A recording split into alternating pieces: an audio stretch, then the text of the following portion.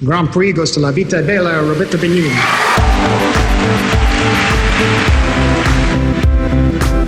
J'appelle pas ça voler, j'appelle ça tomber avec panache. You talking to me?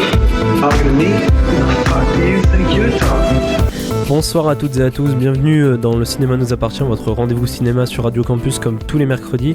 On commence avec un peu de retard, voire même beaucoup de retard même, donc c'est pour ça qu'on va enchaîner assez vite. Autour de la table ce soir pour parler des films, on est avec Jocelyn, Guillaume et Thibaut. Bonsoir à tous. Bonsoir. Donc au sommaire de cette semaine, It Follows de David Robert Mitchell, Frank de Lenny Abrahamson et enfin Jupiter, le destin de l'univers du duo, on va appeler ça comme ça, Wachowski. Et donc sans plus attendre, on va passer aux news. Number one news. And here's making news. I'm Susan Ortega. I'm Evan Baxter, and here's what's making news. Buffalo PD's. I'm Evan Baxter, and here's what's making news. Première news dont nous allons parler ce soir, c'est Netflix qui va développer en partenariat avec Nintendo une série live adaptée de l'univers de The Legend of Zelda, un scénario qui suit assez fidèlement la trame du jeu et dont Netflix annonce comme une sorte de Game of Thrones familial. Alors, est-ce qu'on avait besoin d'un Game of Thrones familial et est-ce que c'est une bonne idée ? Game of Thrones est familial. Ouais, familial mais incestueux, plutôt. Est-ce qu'on avait besoin d'une adaptation de The Legend of Zelda aussi ? Est-ce que c'est une série de jeux vidéo qui méritait de passer en série télévisée ? On sait qu'il y a déjà eu une série d'animation qui avait été faite dans les années 80. Qui était plutôt décevante d'après ce qu'on a pu m'en dire. J'ai pas pu constater par moi-même. Moi je m'attends un peu à un four, mais la question que je me pose c'est est-ce que ça va être filmé ou est-ce que ce sera de l'animation 3D ? Non, apparemment ce serait joué par des véritables acteurs, une vraie série quoi, pas une série d'animation. Okay. Bon, dans ce cas je suis plutôt contre. Alors si tu veux un avis plutôt tranché, je pense que ça va être plutôt une quelque chose à éviter, je pense. S'ils pouvaient encore annuler le projet. Il faudrait pas que ça tombe dans le grotesque, notamment au niveau des costumes et tout, c'est surtout ça. Bah ouais, et puis il y a tellement d'attentes, je pense, autour d'un univers pareil que ça va être difficile après de relever le niveau, quoi. Guillaume, sur la légende de Zelda, je sais pas si tu es fan du jeu ou... Tu t'adresses à une personne qui est allergique au RPG en fait. Donc c'est voilà, moi, j'ai joué à Zelda la dernière fois, c'était Ocarina of Time si tu veux. Donc voilà, Nintendo 64. Le siècle dernier. Oh oui, le millénaire dernier même, on peut le dire. Donc ma foi, je ne sais pas, mais après ce qu'on en a besoin, ça répond à une logique transmédiatique, donc ça ne me choque pas plus que ça qu'ils développent ça sur un autre support. Après, je connais vraiment pas assez l'univers pour avoir un avis tranché là-dessus. Mais de toute façon, c'est que le scénario tournera autour du fait que c'est un jeune homme qui doit libérer une princesse. Dans l'absolu, voilà, donc je ne sais pas. C'est une série, donc c'est ça, on est d'accord. Bon, écoute, en plus, un univers qui est très très vaste, à ce que je sais. Donc le décliner en série, l'idée est pas idiote. Après, donc je connais vraiment, je suis pas assez immergé là-dedans pour en parler, quoi. Je sais, à l'époque, je pense encore que le personnage s'appelle Zelda et pas Link, si tu veux, donc voilà. Ok, donc voilà, pour The Legend of Zelda, on verra ce que ça donne d'ici quelques mois, je pense. Deuxième news ce soir, c'est le casting de The Neon Demon, le film de Nicolas Winding Refn, dont on avait parlé il y a quelques semaines maintenant. Donc voilà, le film d'horreur stylisé de Nicolas Winding Refn et qui enregistre maintenant les renforts de Keanu Reeves, Christina Hendricks, Jenna Malone et Bella Escott. Parmi ce casting, moi je retiens surtout Keanu Reeves qu'on avait perdu de vue, enfin si ce n'est John Wick qui est revenu très brièvement sur les écrans, et après je connaissais pas les autres actrices, donc je suis allé voir qui c'était, et ce que j'ai pu constater c'est que c'est des actrices pour le moins pulpeuses, et j'y ai vu un peu une sorte de casting à la Sin City, donc est-ce que ça donne un peu la couleur du film? Voilà, à vous d'en débattre, je sais pas. Est-ce que c'est une bonne idée déjà de retrouver Keanu Reeves et dirigé par un réalisateur comme Refn? On avait déjà parlé en news de la sortie de ce film prochaine, enfin le début du casting. Et moi je suis pas du tout Refn, je crois que j'aime aucun de ses films. Et bah écoute, là les petites infos que j'ai pour l'instant, ça me plaît plutôt quoi. J'aime beaucoup Keanu Reeves et tout, donc Donc pourquoi pas, ouais. Après, à voir ce qu'il arrive à faire avec le genre de l'horreur. Jocelyn, peut-être sur le casting, après, je sais pas. Ouais, écoute, pourquoi pas quoi. Mais pour le coup, les filles, je les connais pas du tout. Ouais. Je suis allé voir aussi, c'est pas des noms, quoi. Donc clairement, c'est plutôt pour l'apparence. Donc je suis plutôt d'accord avec ce que tu disais. Et après, Toi non plus, Guillaume, ça te dit rien, les actrices qu'on a annoncées? Non, j'ai beau être spécialiste en la matière. Actrice pulpeuse, mais là, non, pas du tout. Ça ne me... Après, Keanu Reeves, j'ai vu qu'il allait revenir dans le deuxième John Wick. Ah bon, il y a une suite. Oui, alors apparemment ça a eu un succès commercial au point qu'ils effectuent une suite. Ou alors ils espèrent peut-être qu'il y a un succès commercial sur le 2, mais qui est peut-être prévu pour quelque chose comme 2016. Ok. Donc Yoann va tourner plusieurs fois, je pense. J'espère que les acteurs auront l'occasion de parler dans ce film de Refn cette fois. Un film d'horreur, ils auront au moins l'occasion de crier, si ce n'est autre chose. Donc voilà pour les news. On va, alors, même si on a commencé l'émission depuis pas très longtemps, on va tout de suite faire une petite pause musicale. On va écouter le titre principal de It Follows, le film de David Robert Mitchell, composé par le groupe Disasterpeace. Et on se retrouve juste après pour parler du film. Voilà, c'était le thème de It Follows et on va tout de suite passer à la partie débat. I like the way you die, boy. He is a Freeman. If I don't shake your hand, What kind of duck? I count 2 guns, nigga. Alors, It Follows, film de David Robert Mitchell, présenté à Cannes. En tout cas, pour ma part, moi j'ai eu l'occasion de le voir à Cannes. C'était dans le cadre de la quinzaine des réalisateurs ou la semaine de la critique peut-être. Donc pour résumer rapidement le synopsis, donc c'est après avoir eu un rapport sexuel avec un garçon, Jay, interprétée par la jeune actrice Maika Monroe, est victime d'une étrange malédiction. Elle a l'impression qu'une chose la suit constamment et que cette chose lui veut du mal. La jeune fille vit un enfer et doit donc trouver un moyen de se débarrasser de ce mal. Deuxième film de David Robert Mitchell avec The Myth of the American Sleepover, qui n'est pas sorti sur nos écrans en France, qui est sorti directement en DVD. Donc un réalisateur plutôt novice, surtout en Europe, et donc un peu nouveau, on va dire, dans le milieu. Est-ce qu'il a réussi à faire ses preuves avec It Follows? Selon la presse, ça a l'air d'être le cas. L'affiche en était témoin, les adjectifs étaient plutôt dithyrambiques à ce sujet. C'est une affiche à la The Tribe avec toutes les bonnes critiques, on n'arrive même plus à les lire en cascade. Du coup, It On Follows... pourrait croire que le film s'appelle Sublime, je sais pas, mais c'est tellement énorme que...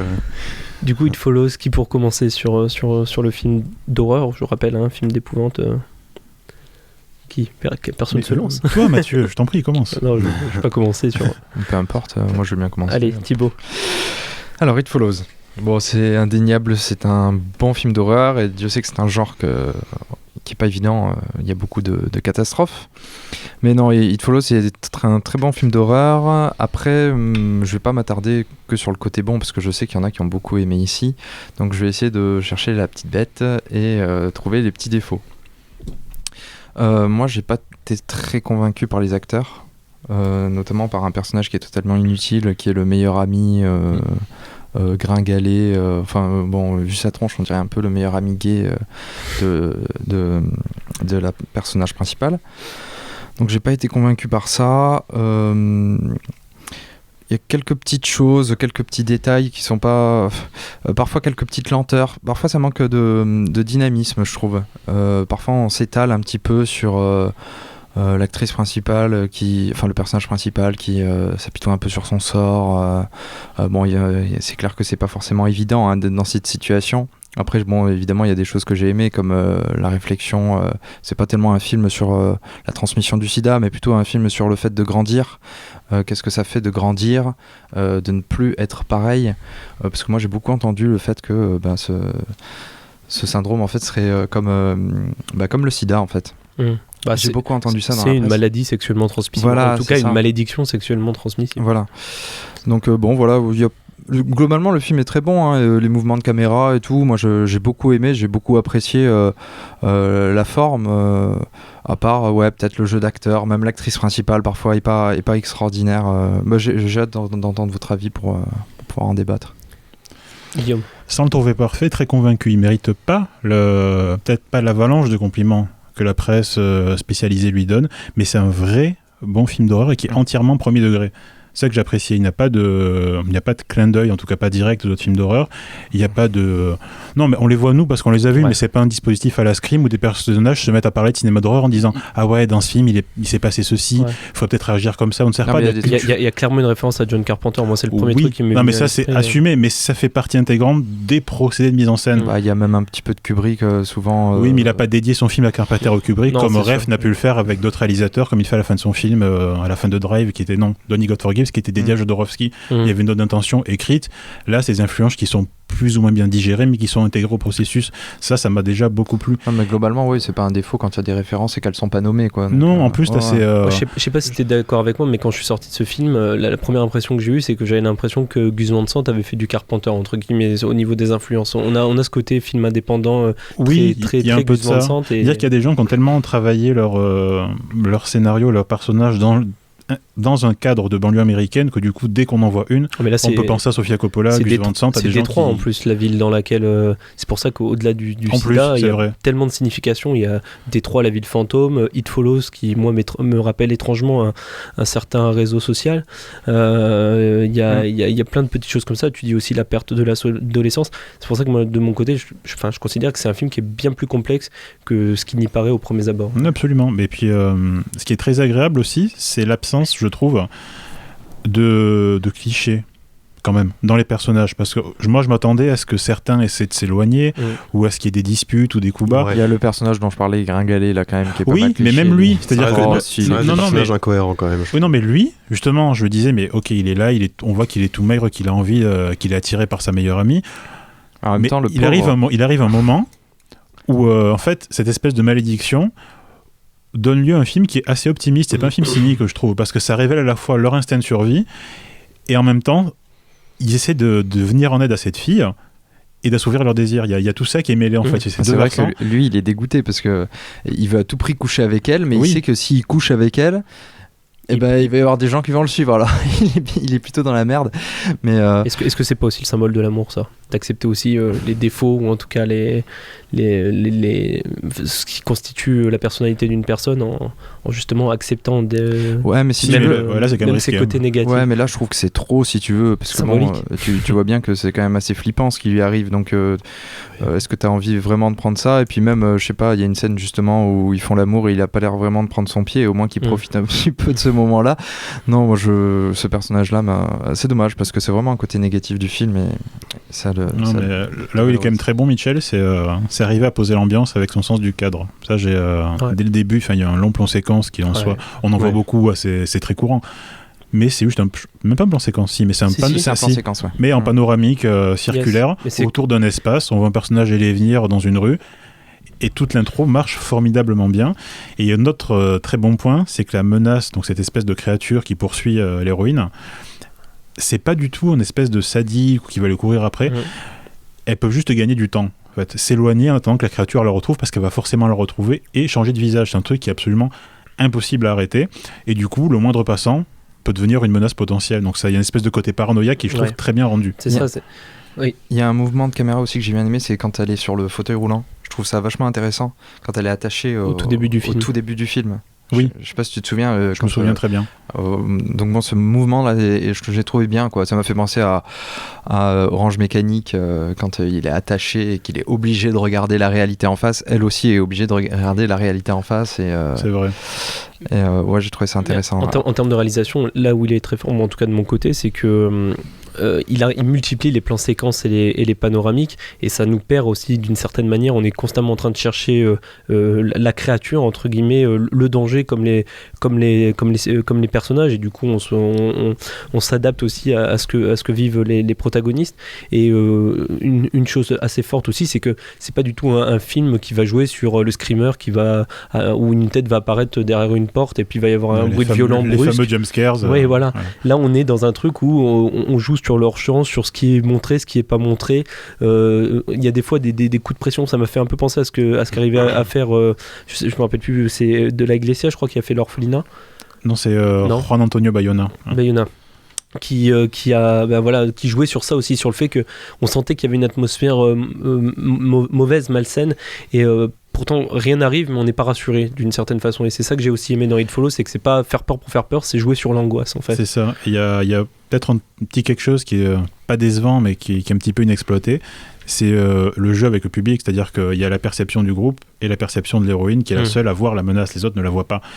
Et en fait, il y a un seul moment dans le film où on est coupé de son point de vue à elle, c'est-à-dire où elle voit la créature et on passe du côté du groupe, et où nous, on ne voit pas la créature, on la voit la pointer du doigt, essayer de décrire où c'est, et où vraiment, on est à la place vraiment des gens qui sont impuissants autour de ça, qui voudraient l'aider, mais qui ne peuvent pas parce qu'ils n'ont pas cette perception. Et il aurait pu en jouer beaucoup plus dans le film, mais il y a aussi une forme d'humilité là-dedans, je trouve, de pas essayer de pas avoir joué d'artifice comme ça. Il l'a fait qu'à un seul moment et ça marche bien. D'ailleurs, sans le dévoiler, je trouve que le plan final est très malin, parce ça m'a beaucoup rappelé Halloween, on parlait de Carpenter, où on laisse la menace entre guillemets ouverte, où on laisse planer le doute, juste avec quoi, en jouant avec la perspective, c'est tout. Voilà, c'est une idée toute simple et qui marche, donc c'est... Et en même temps, on peut considérer que c'est une fin qui peut décevoir aussi certains spectateurs. Enfin, moi, si c'est un des points négatifs du film, c'est cette fin ouverte qui, moi, ne m'a pas déçu, mais qui peut laisser planer une sorte de scénario peut-être pas spécialement abouti, en fait. Certains pourraient reprocher ça. Moi, je dirais inachevé, en fait. Je voulais parler en dernier parce que moi, pour le coup, c'est un film qui a pas du tout fonctionné sur moi, donc je voulais pas attaquer sur ça. C'est un film qui a quand même été auréolé de tout un tas d'adjectifs, de qualificatifs assez grandiloquents, qui a eu des prix à Gérard Mer et à Deauville, et qui était entouré par la critique, toute la presse spécialisée encensait ce film. Voilà, donc déjà on arrive avec voilà, on a l'affiche devant les yeux, pour reprendre les termes qui sont sur l'affiche, on a quand même ultra flippant, prenant et angoissant, magnifiquement inventif, sublime. Pour moi, ce film, s'il fallait refaire l'affiche, je mettrais plutôt inachevé, ennuyeux, j'ai envie de dire facile, parce que c'est un film qui, pour moi, n'a rien inventé, quoi. C'est-à-dire, on part en fait d'une scène, la scène de début, un plan séquence qui est pour moi ultra prometteur, et quand le film a démarré, j'étais plutôt positivement, j'étais dans une attente assez positive, quoi. Et je m'attendais à ce que le réalisateur peut-être joue avec les codes du genre et nous présente quelque chose qui remet en cause, qui déconstruit finalement le genre du film d'horreur, quoi. Il nous montre une fille qui se fait poursuivre, c'est assez classique. Et je pensais que ça allait partir dans cette direction-là, un peu comme un Wes Craven qui nous fait un Scream. Et finalement, mais grosse déception, j'ai pas du tout apprécié ce film, quoi. J'étais ravi parce qu'il faisait pas du Wes Craven, moi, justement, parce qu'on a tellement mangé jusqu'à l'explosion qui était très amusante, et là je pense que c'est le film définitif là-dessus, c'était La cabane dans les bois. Voilà. Ouais, moi j'ai adoré La cabane dans les bois, qui est très rigolo, inventif, mais qui est très très rigolo, et qui justement se moquait des codes habituels il se moquait, il en jouait, il les poussait, il mélangeait plein de genres, enfin c'était excessif, fallait accepter. C'était dans le bon sens du terme, à tout point de vue, mais c'est un objet purement ludique et je me suis pas senti impliqué émotionnellement, j'ai pas été ému par les personnages. Mais là où, je sais pas si vous êtes d'accord, mais là où la grande force de ce film, c'est qu'il dépasse le cadre du film d'épouvante annoncé dès le début. Pour moi, il y a plus que ça, c'est une véritable histoire, entre guillemets. Et moi, c'est pour ça que tu disais, t'as pas trop aimé l'actrice Maika Monroe, mais je trouve que rien que son charisme, elle a un charme fou, cette fille. Le fait qu'elle soit peu active, ça lui donne une sorte d'histoire préalable. Enfin, je sais pas, j'étais complètement emporté par sa personnalité qui pourtant a l'air pauvre aux premiers abords, en fait. Ouais, mais si tu veux, quand c'est un groupe de jeunes comme ça, tu sais très bien qu'à cet âge-là, tu peux pas faire face à ça et tout de suite ça rajoute un côté pas crédible. Alors ok, c'est du cinéma, mais du coup ils sont plusieurs jeunes. Enfin, moi je trouve que ça passe pas. Après, pour revenir à quelque chose de totalement différent, je voulais revenir sur la fin. Moi, je trouve ça très malin à chaque fois de faire une fin ouverte, parce que ça permet de faire parler les gens et ça laisse pas indifférent. Et c'est important dans l'art de pas laisser indifférent. Et quand on laisse une fin ouverte comme ça, moi j'étais avec plusieurs personnes et il y en a qui disaient « Ouais, mais ils sont encore suivis. » Mais non, t'as pas compris, ils sont plus suivis. Et en fait, personne n'a compris parce que on ne sait pas. C'est comme Inception ou comme tous ces films-là où il n'y a pas de réponse. J'ai une théorie sur Inception. Oui, mais tout le monde a des théories sur Inception, mais en l'occurrence, il n'y a pas de réponse. Et c'est comme Shutter Island, tout ça. Ah non, je pense vraiment que pour Inception, il y en a une. Ah oui, on peut en parler si tu veux. Dans une autre émission. Moi, je pense sérieusement que voilà, il n'y a pas de réponse. Mais c'est très bien, ça laisse les gens justement essayer de faire des théories, tout ça. Si tu revois le film, autant tu vas revoir It Follows et puis tu vas trouver une théorie aussi. Comme quoi c'est possible qu'il soit suivi ou pas suivi. On va faire un tour de table pour résumer un peu au niveau d'It Follows, qu'on ait le temps de passer aux autres films. Donc Jocelyn, apparemment non. Pour moi, c'est pas compliqué. C'est quand on multiplie du rien par du rien, bah ça fait du plus. Je pense que c'est à peu près ce qu'a eu le réalisateur en tête quand il a fait ce film. Et grosse déception, vraiment. Je recommanderais pas. Le seul élément positif, à la limite, c'est la photo qui est très belle, quoi. Il y a une belle image et qui est assez caractéristique du cinéma indépendant, je trouve, aujourd'hui. Mais sinon, en dehors de ça, personnage pas émouvant, on s'attache pas à l'histoire. Enfin, voilà. Guillaume. Pour moi, petit film ludique et prenant, qui est pas prétentieux pour dessous et qui est très très soigné, donc je recommande vraiment, ça m'a beaucoup diverti. Thibaut. Un bon film d'horreur, il faut aller le voir. Et moi, pour ma part, un film d'horreur qui sort de la soupe habituelle qu'on nous vend, très bien réalisé, très soigné, une actrice principale avec un charme fou et quelque chose qui joue avec nos peurs sans jamais vraiment les montrer et qui crée une véritable atmosphère d'angoisse très intéressante. Voilà pour It Follows, et on va tout de suite écouter la bande-annonce de Frank de Lenny Abrahamson et on revient juste après.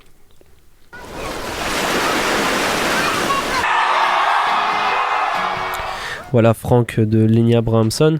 Frank qui est sorti il y a quelques temps déjà aux États-Unis et l'affiche avait déjà pas mal tourné en Europe, puisque c'est surtout pour le costume de Frank interprété par Michael Fassbender qui avait fait parler, cette espèce d'énorme tête en papier mâché qu'il porte tout au long du film.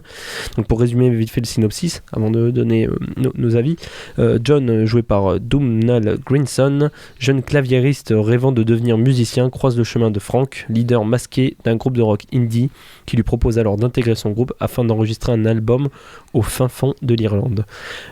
Frank, moi j'ai regardé les films de Lenny Abrahamson, ça ne me disait pas grand chose. Pas très connu. Pourtant le casting a l'air d'être assez important, entre guillemets. On retrouve aussi Maggie Gyllenhaal, la sœur de Qu'est-ce qu'il a fait auparavant Jake. Je sais plus, j'ai pas relevé. C'est je crois que c'est des petits films. Vraiment, il y a pas quelque chose qui m'est sauté à l'œil comme ça. Donc, Frank, un film sur la musique ou autre chose encore, je sais pas. Jocelyn sur Frank, puisque Thibaut avait commencé sur It Follows. Écoute, j'attendais rien de ce film. Mais là, c'est intéressant comment tu as commencé le truc, parce que je trouve que c'est un film qui repose presque intégralement sur le costume, en fait, qui, finalement, la seule chose qu'il amène, c'est de montrer un personnage où pendant 90% du film, on voit pas son visage, et qui est d'ailleurs, à mon avis, je trouve que c'était une performance intéressante au niveau de, comment il s'appelle, Michael Fassbender. Voilà, Fassbender. Et j'ai bien aimé voir ça. Après, pour ce qui est du produit cinématographique en dehors de ça, je trouve qu'on passe un bon moment. J'aime bien suivre ce personnage. D'ailleurs, l'acteur, je sais plus le roux, comment il s'appelle, Domhnall Gleeson, que moi j'ai trouvé assez intéressant. Voilà, qui est sympa, qui est un acteur anglais qui monte un peu. En tout cas, je connaissais pas du tout. Je l'avais vu dans un film de Curtis. J'avais bien aimé. Je trouve assez sympa, quoi. Mais après, ça s'arrête un peu là, c'est-à-dire que finalement, le film se termine. On n'a pas l'impression que l'histoire est beaucoup avancée. Voilà. Ouais, est-ce qu'il y a vraiment une histoire ? Je vois que Thibaut se marrait à nos réactions. Pourquoi ça te fait marrer ? C'est l'acteur, quoi. Enfin, je veux dire, le pas personnage... crédible pour un sou. Non, mais déjà faut revenir du départ. C'est-à-dire que le film, en fait, n'est rien. Aucun rythme. On s'ennuie pendant 1h30. Et en fait, pour cacher cet ennui-là, qu'est-ce qu'on fait ? On fait un personnage avec une grosse tête. Voilà, c'est comme quand tu vas à Disney, en fait. Voilà, pour créer un peu de magie, tu mets des costumes, tu vois. Et donc, en fait, voilà, c'est le seul intérêt du film. Tu vois un personnage avec une grosse tête, et en plus c'est mal fait, parce que s'ils avaient fait un peu comme dans Kill Bill, genre on cache David Carradine, on dit pas son nom et tout, mais non, là carrément, en plus en gros sur l'affiche tu vois Michael Fassbender, alors qu'en fait ils auraient dû carrément rayer de l'affiche, et puis à la fin tu te rends compte, tiens, c'est Michael Fassbender. Ça aurait fait un petit côté Daft Punk. Tu vois, ça aurait donné un côté assez ça aurait apporté un peu d'intérêt à la fin, quoi. Enfin, un peu d'intérêt au film, tout simplement, parce qu'il n'y a aucun rythme. L'acteur roux, là, je sais même plus son nom, et je pense que de toute façon. Domhnall Gleeson, je vais pas vous le répéter encore une fois. Non, mais de toute façon, j'ai pas vraiment envie de le retenir, parce que je pense qu'on le reverra pas beaucoup. On sait pas trop qui est le personnage principal, si c'est le mec avec la grosse tête, donc Michael Fassbender, ou si c'est le roux. Donc, qui est le personnage principal ? Ça, je pense que c'est peut-être un peu, tu sais, comme dans Gatsby le Magnifique, où en fait on passe par le gars qui joue Spider-Man, Tobey Maguire. acteurs pour nous faire l'histoire de Leonardo DiCaprio. Alors, moi, je vais te donner un élément de réponse. Je pense que le personnage principal, c'est tous les gens qui ont voulu être musiciens dans leur vie, et pas seulement Frank ou John. Moi, si tu veux, je connais des gens qui veulent être musiciens et ça m'étonnerait qu'ils veulent retrouver ce truc-là, enfin se retrouver dans ce film-là. En ce moment, il y a Whiplash au cinéma. Allez voir ce film à côté. Et Whiplash, c'est utopiste. C'est quelqu'un qui réussit à cause des efforts. Là, on sait même pas s'il réussit dans Whiplash. Moi, je l'ai pas vu, donc je peux pas dire. Mais il y a une certaine il met le batteur sur un piédestal. Là, ce qui est intéressant dans Frank, moi, je dis pas que j'ai aimé le film spécialement, mais là où il y a un point intéressant, c'est que j'ai retrouvé à travers ce personnage de Frank qui est un peu dérangé aussi psychologiquement, qui se crée une sorte d'univers autour de rien en fait. C'est-à-dire que leur musique, ils savent pas trop qui aime ça, à quoi ça tient. Il y a ce côté un peu, on est les rois du monde, mais en même temps, on assiste à l'échec d'un groupe, et je pense que c'est un peu ce qu'ont connu des gens qui ont voulu monter un groupe dans leur jeunesse et qui s'y sont cassés les dents quand ils ont vu qu'au bout de 2-3 scènes ça stagnait quoi. La différence, c'est que là, pour situer un peu, ils ont quand même plus de 40 ans en général, le personnage, et que en fait c'est une sorte de rêve éveillé moi je les ai trouvés intéressants parce que bon, c'est un film, mais ils sont assez créatifs dans la façon dont on les présente. C'est même presque de la musique expérimentale en plus, ce qu'ils font, ça mélange le son de la nature. Après, je sais pas, il manque un truc en fait. Je pense qu'il y a un élément qui a pas été ultra développé, c'est le scénario en fait quoi. Donc en fait on s'est beaucoup concentré, je pense, sur des éléments un peu vendeurs quoi, du style le casque, on voit ça dans la bande-annonce, on se dit mais qu'est-ce que c'est, ça fait un peu gonderie quoi. Les acteurs, on se dit génial et tout, il y a Fassbender, bon finalement on le voit pas. Voilà, après j'ai quand même trouvé ça un peu mieux que It Follows, mais ça reste non ça reste pas terrible. Tu disais Mathieu que c'est pour ceux qui ont un rêve, machin, mais on n'entre pas dans le rêve de ces personnages-là. On n'arrive pas à être transporté avec eux. Finalement, il y a des engueulades tout le temps, ils n'arrivent pas à s'entendre. À la fin, quand même, quand le personnage principal vient pour s'excuser et que le groupe se reforme, alors qu'on voit très bien que de toute façon, le festival, là, où ils se rendent de musique indé au Texas, c'est pas leur univers, quoi. C'est des mecs, ils sont là dans leur coin, et ils font la musique pour eux, c'est un truc ultra personnel, et c'est ça quoi, c'est la volonté d'avoir du succès, mais au final ça correspond pas aux véritables attentes. Est-ce que t'es triste à la fin qu'il soit triste? Je dis pas que ça m'a ému. C'est le but, si tu veux, d'être un petit peu accroché par les personnages et tout, et donc si c'est pas le cas, en fait t'as l'impression d'avoir perdu 1h30 de ta vie, d'avoir regardé ce film là, parce que il se passait rien, t'es même pas triste, t'es même pas content, t'es rien du tout. Je dis pas que les personnages ou la situation m'a ému, mais je trouve que c'est intéressant la façon dont il avait de présenter d'une certaine façon, voilà, ce côté je fais de la musique pour moi avant tout, et là il montre vraiment que ça marche pas quoi, que à la limite ce qui marche à l'heure actuelle c'est ceux qui arrivent à faire des compromis, et c'est peut-être pas les véritables artistes qu'ils étaient au fond, et voilà, moi c'est ce côté un peu comme ça, un peu déluré, enfin on a l'impression qu'ils sont dans un autre monde ces gars-là, et que voilà, enfin ça leur correspond pas quoi. Ce qui est présenté dans le film ne leur correspond pas. Ça correspond à John, mais j'allais te dire, il manque le talent. Là où il a pas tort, Thibaut, c'est que quelque part il y a un moment où il y a un personnage qui meurt comme ça sans raison, et on est là, on se dit mais bon, pourquoi? Et puis la scène d'après il est plus là et on le regrette pas quoi. Ah oui, moi j'ai oublié qu'il était mort, tu vois. Alors que je l'ai vu il y a 2 heures le film. Non, c'est vrai que c'est vrai que oui, on a peut-être pas le temps de s'attacher au personnage. On a peut-être. Après c'est aussi le côté. J'aurais voulu être Frank, j'ai pas réussi à l'être. Le mec se rend compte qu'ils ont achevé un album. C'est tout ce qu'il arrivera jamais à faire par lui-même. D'ailleurs il se pend. Tout le monde croit que c'est Frank qui s'est suicidé parce qu'il a mis la tête en carton de Frank. Le twist du film incroyable, l'idée de génie. Tu sais, on va mettre la tête dessus et c'est bon. Bon. Non mais voilà, après je dis pas que c'est bien fait, je dis pas que c'est prenant. Non mais c'est sympa. Mais il y a un bon fond qui aurait mérité peut-être une réalisation plus audacieuse, une écriture plus audacieuse. Je suis d'accord sur le côté, pour ceux qui ont eu une ambition dans la musique ou même dans d'autres domaines artistiques, on peut se retrouver dans les personnages. Après je trouve que le personnage principal, le roux, il est assez insipide quoi, il a un peu roux quoi. Alors ce soir le personnage principal c'est le roux, parce que c'est quelqu'un qui n'a pas la personnalité, ni le charisme, ni le talent pour être un musicien, et on s'en rend compte même dès le début. J'ai trouvé ça assez drôle, cette scène d'introduction où il est face à une plage et il tente avec un air de donner du sens à tout, où il dit voilà, cette fille a un kawaii rouge, il est très beau, elle baigne ses enfants, et il se rend compte que voilà, il dit voilà, c'est que de la merde là, ce que j'écris depuis 2 heures quand il arrive chez lui avec son piano. Ça se passe qu'il est roux, ça. Non, mais c'est assez révélateur de ce personnage qui n'a pas de charisme et qui ne sera jamais musicien, même s'il se donne les moyens de le faire en essayant de rebondir sur Franck, d'aller à tel ou tel festival. Ouais. Il a pas ce qu'il faut. Il a pas ce qu'il faut pour être connu, quoi. Enfin, moi c'est comme ça que je l'ai perçu. Après, voilà, ça reste subjectif. Donc pour Franck. Un film sympa, bon, ça reste intéressant au niveau, par exemple, le traitement de la folie, on en a pas parlé, bon, c'est sympa. L'univers musical, je trouve que c'est toujours assez entraînant au cinéma. Après, voilà, le film s'est terminé, j'ai refermé la page Franck, et puis écoute, voilà quoi. Thibaut. Insignifiant. Bon, voilà, en un mot. Bon, moi, de bonnes idées, mais voilà, ça manque de rythme, comme tu disais, ça manque d'une patte, de véritablement quelque chose pour être marquant, et au final, comme tu dis, on passe dessus et puis on ne s'y arrête pas, quoi. Voilà, on ne s'attache même pas au personnage. Donc voilà pour Franck. On va tout de suite écouter la bande-annonce de Jupiter, le destin de l'univers, et on revient avec Guillaume pour nous parler du film. Donc voilà, c'était la bande-annonce de Jupiter, le destin de l'univers, film de Lana et Andy Wachowski. Donc voilà, Lana, pourquoi ? Parce qu'un des frères Wachowski a changé de sexe, donc maintenant c'est Lana et Andy Wachowski, frères et sœurs.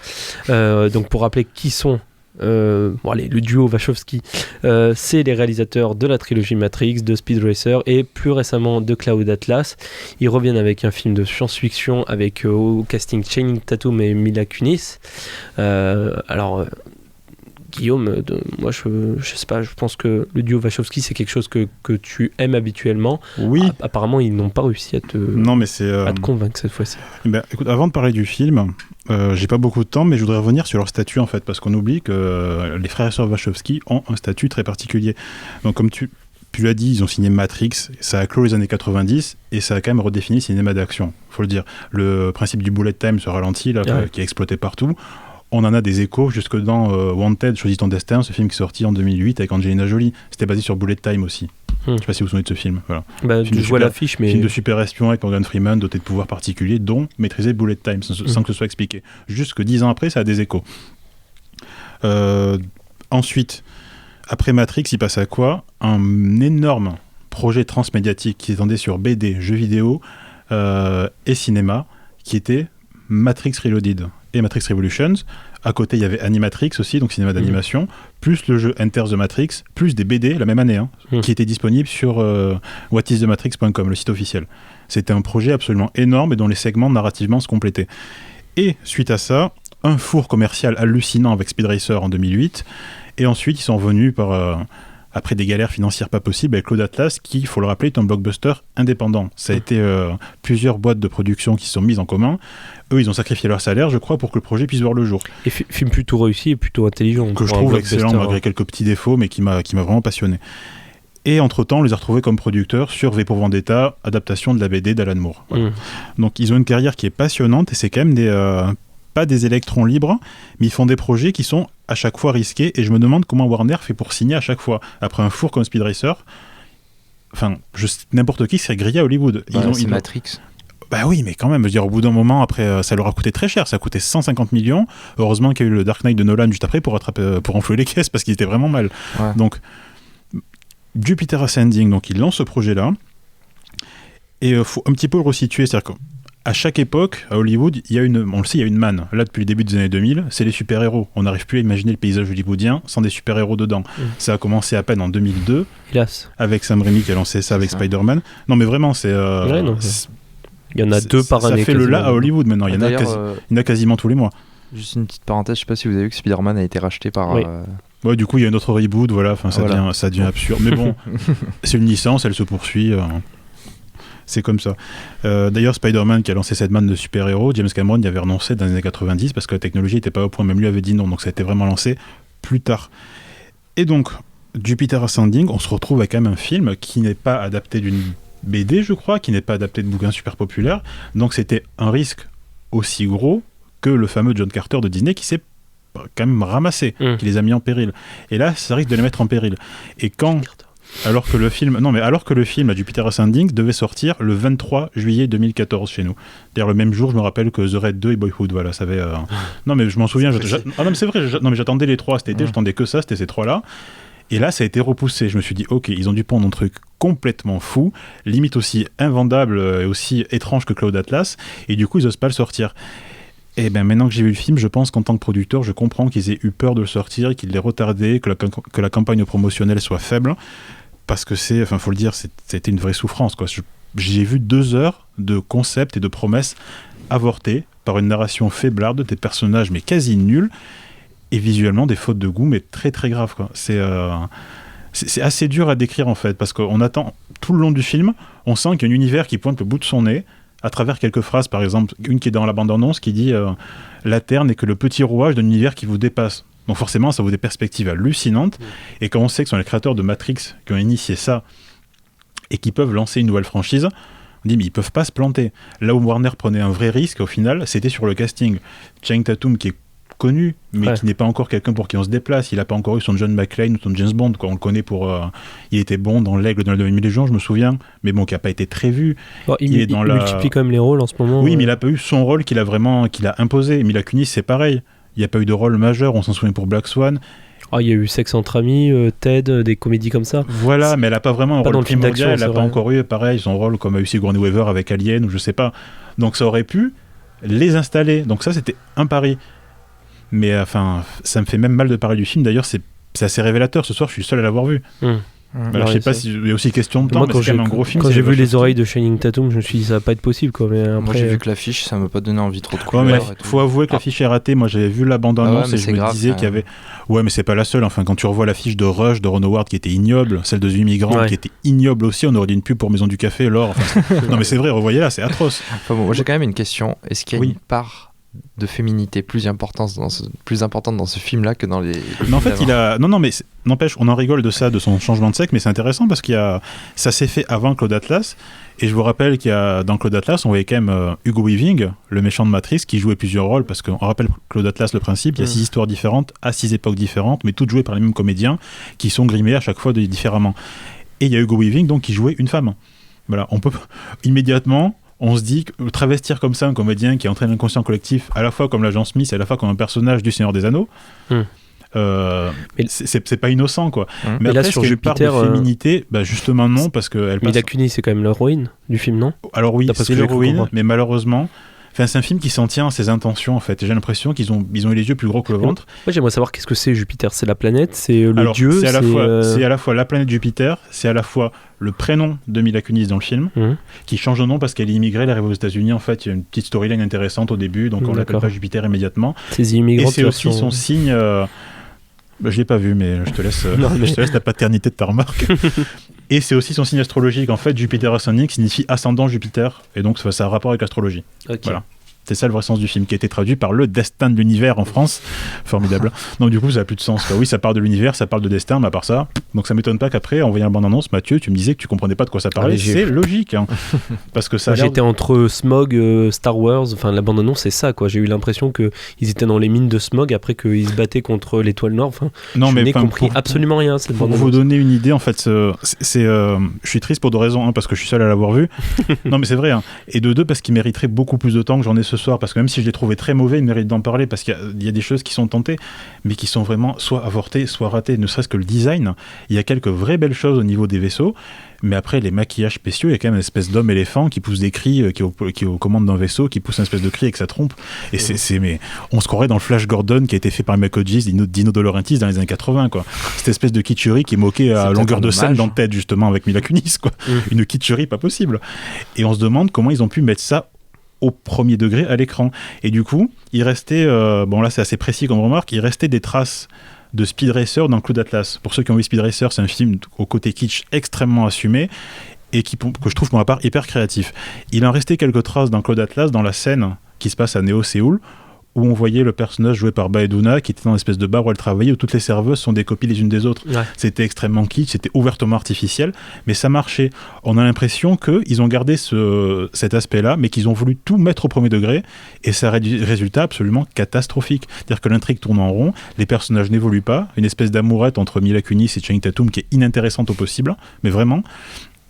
L'humour ne fonctionne pas non plus, et malheureusement, c'est là que c'est le plus dramatique pour les Wachowski, c'est qu'ils ont un mal fou à développer leur univers. Voilà. Et vraiment, c'est un film qui est pas intéressant. Et je termine, dernière chose, je sais qu'on n'a pas beaucoup de temps. S'il y a une scène en particulier, enfin un moment où on les attend, quand même, ce sont des gens qui ont une maîtrise du découpage qui je trouve formidable, qu'ils fassent dans la frénésie ou pas. Ils savent exactement ce qu'ils mettent dans leur cadre et ils font beaucoup de découpage. Enfin, ils pensent leur film de manière visuelle, vraiment, ces mecs-là.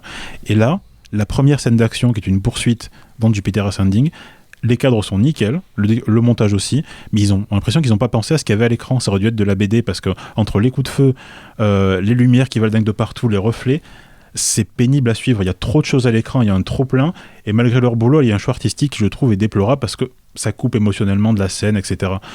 Donc je suis un petit peu dépité, quoi. C'est une espèce de triste curiosité à voir, mais je peux pas le conseiller, mais même et surtout en tant qu'admirateur des Wachowski, là je pense qu'ils se sont vraiment plantés. J'attends de voir leur revenir à Hollywood après ça, parce que comme pour John Carter, à mon avis il n'y aura pas de suite. Donc voilà, Jupiter, le destin de l'univers, déconseillé par Guillaume. On va reprendre un peu le topo. It Follows de David Robert Mitchell, donc plutôt conseillé cette semaine, puisqu'on est trois. Un qui a adoré, deux qui ont plutôt aimé et un qui a détesté, donc on va dire qu'on est 3 contre 1, donc plutôt conseillé par la rédaction. Et on a plus déçu quand même que détesté. Ouais. Bon, alors déçu, ça rajoute du crédit quand même pour le film, c'est bien. Et Franck, alors un qui a détesté là pour le coup. Moi j'ai pas détesté, je trouve ça insignifiant. Bon, insignifiant, et puis c'est peut-être même pire l'indifférence quand tu ressens rien, quoi. Bah, oui, c'est non ça. Mais c'est vrai, au final c'est ça quoi. Enfin moi je serais plus déçu parce que j'avais quand même des attentes, mais insignifiant aussi, je pense. Enfin, ça apporte rien au cinéma en fait. C'est pas une grande brique dans l'histoire du cinéma, ça, c'est sûr. Voilà. Donc voilà pour les débats de cette semaine, et on va passer tout de suite au conseil. Alors soit vous écoutez mes conseils, soit vous vous barrez tout de suite. C'est un très mauvais marché. Non, on devrait au moins l'écouter. Pour les conseils de cette semaine, on commence avec l'habituel ciné-club Jean Vigo, puisque c'est l'incroyable Freaks de Ted Browning, un des films qui a donné ses lettres de noblesse au cinéma d'horreur, puisque film de 1932 si je me trompe pas. Donc voilà, Freaks à découvrir si vous ne l'avez jamais vu, et en plus sur grand écran c'est toujours important, le jeudi 26 février à 20h. Mon deuxième conseil, c'est la rubrique réplique des cahiers du cinéma de ce mois-ci, avec l'usage des images dans les vidéos qui retranscrivent, que ce soit la guerre en Syrie ou encore l'analyse de la vidéo posthume d'Amédi Koulibaly, donc de véritables analyses sur le traitement de l'image autour des événements et des violences qui a pu y avoir ces dernières semaines. Côté conseil, Jocelyn a aussi un court-métrage, si je ne me trompe pas. Voilà, j'avais envie de vous parler du court-métrage qui s'appelle Beyond, qui est sorti cette semaine en fait, qui a été sorti sur YouTube. Qui a un rapport avec le jeu vidéo ou pas du tout ? Aucun rapport avec le jeu vidéo, qui en fait c'est une histoire sur une personne, comment dire, qui voyage dans le temps et qui voyage dans l'espace grâce à l'invention d'une société, mais dans le sens une compagnie, une entreprise qui a inventé donc un vaccin contre toutes les formes de maladies, de dysfonctionnement du corps, et qui par ce biais a inventé un moyen de voyager dans le temps. Et ce sérum-là se retrouve dans un monastère en 500, le monastère de Monte Cassino, donc voilà, un personnage un moine de ce monastère reçoit ce sérum-là et donc peut devenir voyageur spatio-temporel. Et donc c'est un film qui m'a paru intéressant pour ça, et aussi parce que ça a été fait par un YouTuber qui s'appelle Mystery Guitarman, qui à la base faisait donc des vidéos créatives et humoristiques, et qui depuis s'est lancé à son compte dans le court-métrage. Donc je trouvais ça intéressant, ce nouveau format. Voilà. Donc voilà, YouTube, Mystery Guitarman, et le film s'appelle Beyond. Guillaume, en 1 minute 30 si c'est possible. Je vais essayer. Deux conseils très précieux. Le premier, c'est la sortie directement en DVD d'un documentaire qui est pour l'instant le meilleur film que j'ai vu cette année, même si on est qu'en février, qui s'appelle Electric Boogaloo. Voilà, c'est signé Mark Hartley, et c'est sur l'histoire complètement folle des créateurs de la Canon, qui ont lancé entre autres Chuck Norris et Jean-Claude Van Damme dans les années 80, qui ont produit le calamiteux Superman 4 et qui ont même bossé avec des gens comme John Cassavetes et Jean-Luc Godard. Voilà. Un phénomène complètement rocambolesque, 2 Israéliens qui ont débarqué aux États-Unis, qui sont passionnés fous de cinéma, mais qui n'avaient pas du tout le flair pour savoir ce que le public attendait, qui ont enchaîné les bides, qui allaient à Cannes et qui vendaient parfois des films simplement sur l'affiche alors que le film n'existait pas, qu'ils allaient le tourner dans la foulée. Et enfin, c'est bourré d'anecdotes, ça va très très vite, c'est plein d'humour et c'est un documentaire passionnant. Voilà, donc c'est Electric Boogaloo, B2O, G-A-L-2-O, de Mark Hartley, qui est sorti en DVD il y a un mois. Et le deuxième conseil, je parlais des Wachowski tout à l'heure. Ça tombe très bien parce qu'il y a le site Capture Mag qui est constitué majoritairement d'anciens journalistes de Mad Movies, dont Arnaud Bordas, Stéphane Moïsakis, etc., qui font une émission de radio, enfin un podcast filmé qu'on peut voir en direct depuis maintenant 6 mois, je crois. Et ils en font un justement ce vendredi 13 à 21h. Donc vous tapez un podcast Capture Mag, vous allez le trouver très vite. Et il est entièrement consacré aux Wachowski. Voilà, à toute leur carrière depuis le début. Ils font un taf absolument passionnant. Le dernier, ça allait du crack de Sony pour l'interview qui tue au déclin actuel du studio Ghibli. Ils ont des sujets géniaux. Ça a beau durer souvent 2h30. Et c'est passionnant à écouter. Et je précise que dans le lot, il y a monsieur Rafik Djoumi, qui est spécialiste des Wachowski, qui a notamment fondé le site matrix-happening.com. Voilà, donc ne le ratez pas, ça va être absolument génial, je pense. C'est vendredi soir à 21h. Capture Mag. Je profite en 2 secondes pour dire, parce qu'on n'a pas eu le temps d'en parler, je voulais en parler tout à l'heure, à propos des Wachowski qui sont en projet de faire une série qui s'appelle Sense8. Sense8, voilà. Qui avait l'air intéressant. Ils vont sûrement en parler, je pense, sur Capture Mag vendredi. Espérons que ça marche pour eux, parce que Jupiter, c'est pas sûr. Ok, voilà pour les conseils de la semaine. Du coup, on arrive au terme de ce 17e épisode. On vous tient au courant très rapidement sur la page Facebook de l'émission pour savoir si on fait une émission ou pas, puisque nous, on est en vacances durant cette période-là, donc selon les disponibilités de l'équipe. Mais en tout cas, on se retrouve très vite, on vous tient au courant. Merci de nous avoir écoutés. Merci à vous d'être venus parler des films et d'avoir donné autant de conseils cette semaine pour le cinéma. Et on va se quitter avec I Love You All de Michael Fassbender, une chanson qu'on peut entendre aussi à la fin de Franck. Et donc voilà, je vous souhaite tous une bonne soirée et je vous souhaite de vous porter très bien d'ici la prochaine fois. Bonne soirée. Bonne soirée.